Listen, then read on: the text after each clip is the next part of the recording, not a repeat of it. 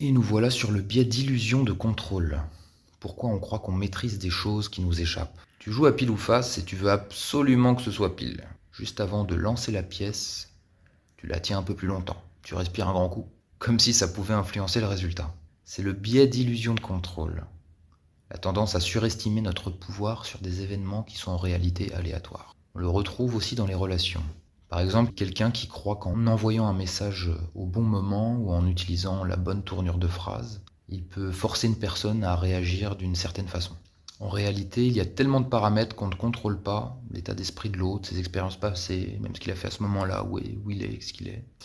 Un autre exemple, certaines personnes pensent qu'en portant un objet fétiche ou en suivant un rituel, avant un rendez-vous ou un entretien, ils vont améliorer leurs chances de succès. C'est un peu la même logique que les joueurs qui ont un porte-bonheur. Bon, là, on parle pas de l'effet placebo, mais l'effet placebo fonctionne en soi. Mais on dérive un petit peu du sujet. Pourquoi notre cerveau fait ça? Parce qu'avoir l'impression de contrôler une situation réduit notre stress. Donc, si ça en parle un peu. L'incertitude nous angoisse. Tiens, on retrouve notre biais précédent. Donc on préfère croire qu'on a un impact même illusoire. Alors comment éviter ce biais? En se rappelant qu'on contrôle surtout nos actions, pas les résultats. Se concentrer sur ce qu'on peut réellement maîtriser, nos choix, notre préparation, plutôt que sur des facteurs extérieurs. Ça soulève une autre question. Si l'illusion de contrôle nous rassure, est-ce que parfois s'y accrocher n'est pas plus bénéfique que d'affronter la réalité?